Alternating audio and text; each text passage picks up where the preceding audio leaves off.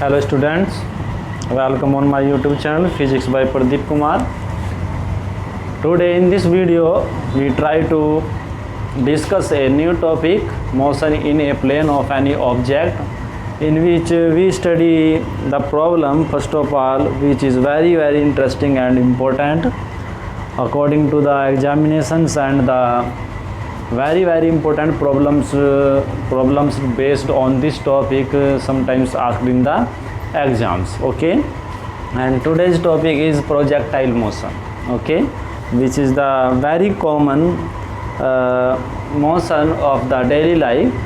Okay, so first of all we discuss about the projectile motion. What is the definition of projectile motion? Projectile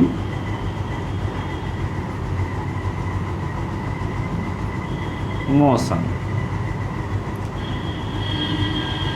projectile means आपने क्या किया कि आपके पास कोई object है, उसे आप क्या करते हैं, प्रोजेक्ट करते हैं. सपोज कीजिए कि आपके पास कोई ऑब्जेक्ट सपोज मार्कर है और आप क्या करते हैं कि इसे किसी वेलोसिटी से हॉरिजेंटली आप क्या कर सकते हैं, वर्टिकली इन अपवर्ड डायरेक्शन या डाउनवर्ड डायरेक्शन, आप किसी वेलोसिटी से आप हॉरिजेंटल से किसी एंगल पर यदि आप इसे थ्रो करते हैं, तो थ्रो करने पर क्या होगा कि पहले थोड़ा सा अपवर्ड डायरेक्शन में ऐसे जाएगा और उसके बाद डाउनवर्ड डायरेक्शन में ऐसे नीचे की ओर मूव करेगा. ठीक है ना. तो इस टाइप की मोशन आपकी क्या कहलाती है, प्रोजेक्टाइल मोशन. और ये तभी पॉसिबल है जब आप किसी ऑब्जेक्ट को हॉरिजेंटल से किसी एंगल पर किसी वेलोसिटी से क्या करें, थ्रो करें. ठीक है ना, क्लियर है. और जिस ऑब्जेक्ट को आप प्रोजेक्ट करते हो उसे हम बोलते हैं प्रोजेक्टाइल. क्या बोलते हैं, प्रोजेक्टाइल. और उसकी जो मोशन है उसे बोला जाता है प्रोजेक्टाइल मोशन. तो सबसे पहले हम इसकी डेफिनेशन राइट डाउन करेंगे, फिर उसके बाद हम इसके पाथ को डिस्कस करेंगे कि इसका पाथ आपका कैसा होगा. जैसे प्रीवियस आर्टिकल्स में आपने डिस्कस किया कि जो आपका कोई ऑब्जेक्ट है moving along a straight line, तो अब हमें इस टॉपिक में ये भी प्रूव करना होगा कि उसका पाथ कैसा होगा, उसे हम डिस्कस करने की कोशिश करेंगे. ठीक है. सो first of all we write here the definition of the projectile motion.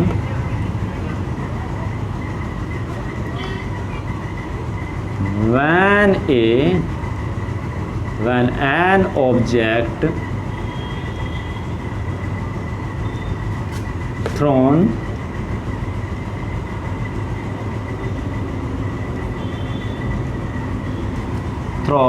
with a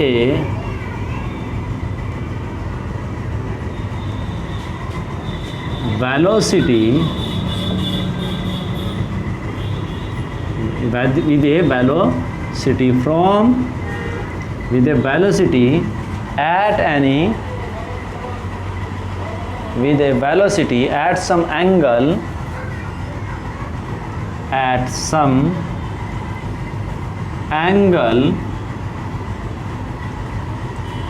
some angle with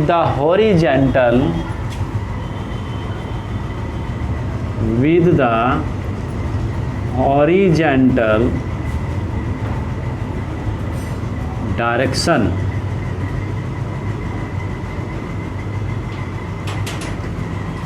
देखिए क्या बताया हमने, when an object thrown with a velocity at some angle with the horizontal direction, then the motion of that object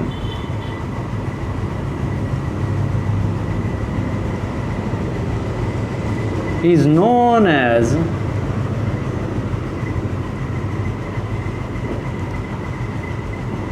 projectile motion.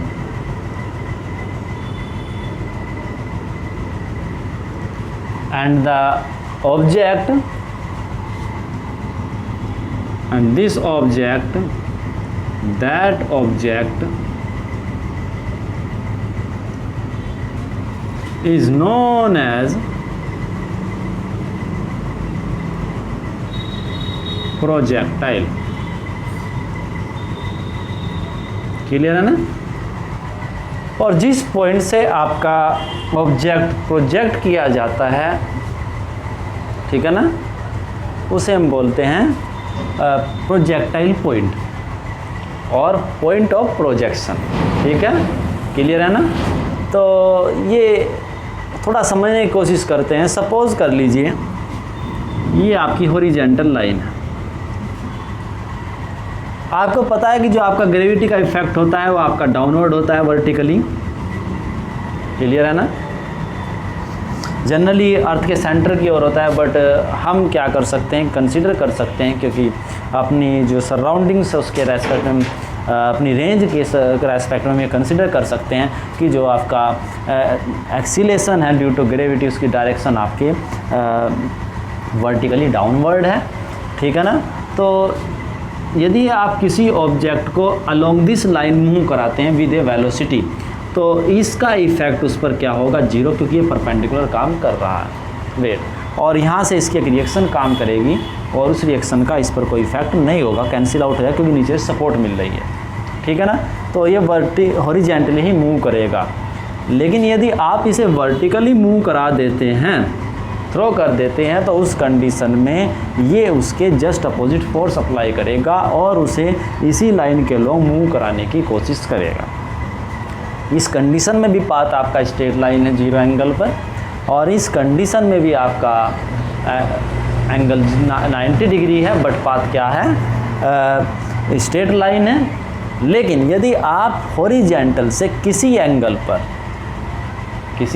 पर किसी object को throw करते हैं, हमने लिखा यहाँ पर at some angle with the horizontal direction. ठीक है? तब उस पार्टिकल का जो पाथ होगा वो कैसा होगा, प्रोजेक्टाइल मोशन होगा। But here remember that this angle will not be equal to 90 degree. Okay, so remember this point also. Now theta is not equal to 90 degree. Clear? तो हम यहाँ पर इसका पाथ फाइंड आउट करने की कोशिश करेंगे, और पाथ फाइंड आउट करने के लिए हम कुछ यहाँ अजम्पशंस रखेंगे, कुछ पॉइंट्स को कंसीडर करेंगे, और वो कंसीडरेशन क्या होगा देखिए ज़रा।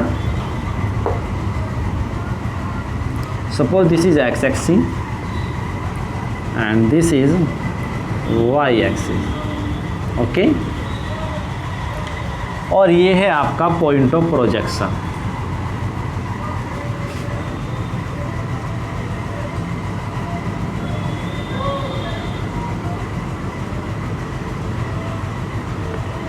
Point of projection. यहाँ से आपने क्या किया कि किसी पॉइंट से किसी एंगल पर किसी ऑब्जेक्ट को प्रोजेक्ट किया, तो लाइक दैट इसका पाथ होगा कुछ, क्योंकि पहले आपका जो ऑब्जेक्ट होगा, आपने देखा होगा डेली लाइफ में, आप किसी ऑब्जेक्ट को थ्रो करके देखिएगा, आपको ऐसा लगेगा कि ऑब्जेक्ट पहले ऊपर की ओर जाएगा, फिर ऐसे नीचे। एक कर्व्ड पाथ होगा, नॉट ए सर्किल, एक कर्व्ड पाथ होगा, और इसकी कुछ ना कुछ यहाँ पर इनिशियल वेलोसिटी आपने इसे दी गई होगी। तो उस इनिशियल वेलोसिटी को हम कंसीडर कर लेते हैं कि वो आपकी इनिशियल वेलोसिटी कितनी है, u। देखिए ये एक स्पेशल टाइप है मोशन इन ए प्लेन की। ठीक है? तो यहाँ पर जो हम पॉइंट्स कंसीडर करेंगे वो ये करेंगे कि जो आपका एयर फ्रिक्शन है, रेजिस्टेंस ड्यू टू एयर है, वो कितना है आपका, 0 है। और फिर हम यहाँ पर कैलकुलेट करने की कोशिश करेंगे कि आपका जो पाथ है वो कैसा होगा। ठीक है ना? तो आज का ये टॉपिक हमारा यहाँ पर हम डिस्कस करना चाहते हैं। तो डेफिनेशन लिखिएगा और इसे थोड़ा सा एक हैंडिंग बनाकर हम इसे फाइंड आउट करने की कोशिश करेंगे। Path of the projectile.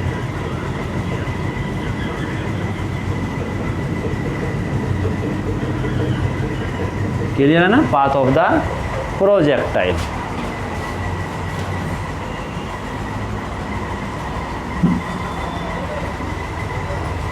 अब इसके लिए हम कुछ कंसीडर करेंगे, और वो कंसीडरेशन क्या होगा, to study the motion of a projectile, to study the motion of a projectile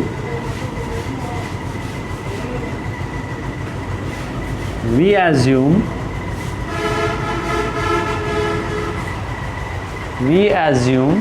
that first is there is no air resistance, मतलब यहाँ पर एयर का कोई भी रेजिस्टेंस या फोर्स काम नहीं करेगा, ठीक है ना। And second thing is nothing but the acceleration due to gravity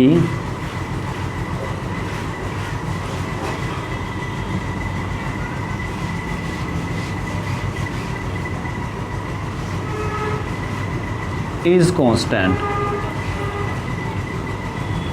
clear है ना। यदि आप सपोज़ करिए कि आप अर्थ से एक ऑब्जेक्ट को थ्रो करते हैं और वो कहीं बहुत ज़्यादा रेंज की डिस्टेंस कवर करता है, तब उस कंडीशन में जी की वैल्यू आपके अर्थ की सरफेस से बहुत ज़्यादा हाइट पर जाने पर चेंज होगी, तो उस कंडीशन में ये फॉर्मूला वैलिड नहीं होगा, ठीक है ना। तो हम ये भी मानकर चलेंगे कि the acceleration due to gravity is constant. And third condition is also, हम यहाँ पर यह भी कंडीशन करेंगे, कंसिडर करेंगे देयर इज़ नो इफेक्ट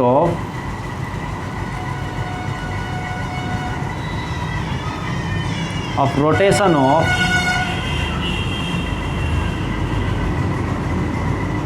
अर्थ, कि जो अर्थ का रोटेशन है इसके कारण भी इस पर कोई इफेक्ट नहीं पड़ेगा, ठीक है ना। अब स्टार्ट करते हैं। ये सपोज कर लीजिए आपकी यहाँ पर कोई वेलोसिटी है, जो आपका एक्सीलरेशन ड्यू टू ग्रेविटी है वो आपका डाउनवर्ड काम करेगा। सपोज करते हैं कि after some time t this particle reaches at point P at any time t, then this will be x and this will be y। देखिए, जब हम पाथ को फाइंड आउट करने की बात करते हैं तो हम मैथमेटिक्स से कुछ कंडीशंस अप्लाई करते हैं और वेरिएबल्स की फॉर्म में उस पाथ को फाइंड आउट करने की कोशिश करते हैं। जैसे आपने सर्किल की इक्वेशन पढ़ी होगी, एक स्ट्रेट लाइन की इक्वेशन पढ़ी होगी y = mx + c, वैसे ही हम यहाँ पर एक इक्वेशन फाइंड आउट करेंगे x और y में और उसे चेक आउट करेंगे कि ये किसकी इक्वेशन है, ठीक है ना।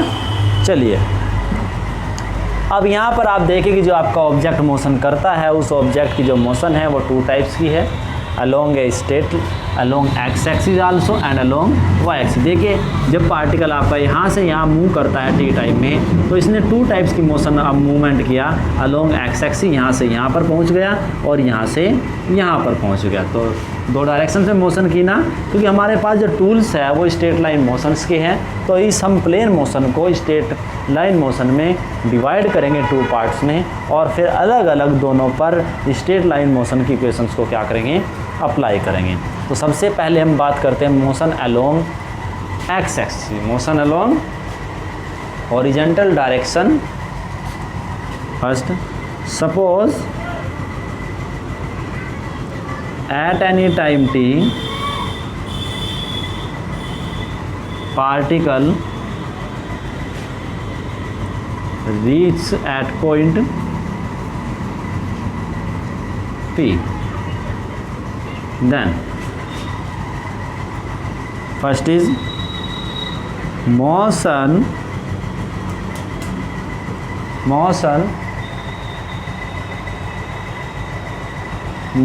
along horizontal direction, that is along x axis। For this we have requirement of the velocity, since here is the velocity is u in this direction, but we have requirement in this direction, so we will resolve this velocity in components।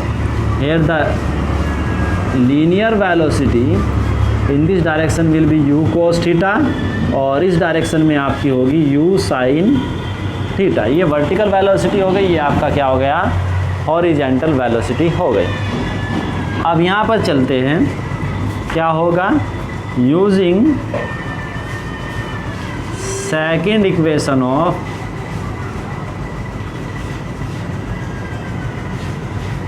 Motion. Clear है ना? अब second equation of motion को use करेंगे, और क्योंकि हमारे पास यहाँ पर डिस्टेंस है, वेलोसिटी है इनिशियल, और टाइम है, और आपने यहाँ पर यह कंसिडर कर लिया है कि जो आपका रेसिस्टेंस है ड्यू टू एयर वो आपका क्या है, 0 है, तो उसके कारण यहाँ पर कोई फोर्स अप्लाई नहीं होगा, इसलिए इस डायरेक्शन में जो आपका एक्सीलेशन होगा वो क्या होगा, 0, है ना। और ये वाला एक्सीलेशन आपका काम करेगा ए बाई का, ठीक है ना। चलिए नोट करते हैं। Now second equation of motion is S equals to U will be X T minus half G T square, okay, and S is nothing but small X, implies that, oh sorry, as ux into t plus half ax into t square, implies that s is nothing but small x and ux is nothing but u cos theta multiply by t plus ax is nothing but 0 and into t square. That means x will be equals to u cos theta. This is equation into t, and we can find out the value of time t here in terms of coordinate x, which is which is x by u cos theta. This is equation now first. Now for second is motion along vertical direction OY. Can also apply here S is equal to UI into T plus half AY into T square, and S is nothing but Y, UY is nothing but U sin theta into T plus half AY is nothing but AY is in the direction of upward direction, but G is in the direction is downward, so this will be minus. Clear? Now this will be half gt square. Okay, now we want to find out the relation between x and y, but here is t, so we can put here the value of t in terms of x from equation first. तो equation first से आप यहाँ पर ये value put कीजिए, उसके बाद find out करने की कोशिश करेंगे कुछ data from equation first, y equals to u sin theta and multiply by x by u cos theta minus half g, and t is nothing but x by u cos theta to the whole square. I think u is cancelled out by this, and sin theta by cos theta is tan theta, that is x tan theta tan square, tan theta, and minus half g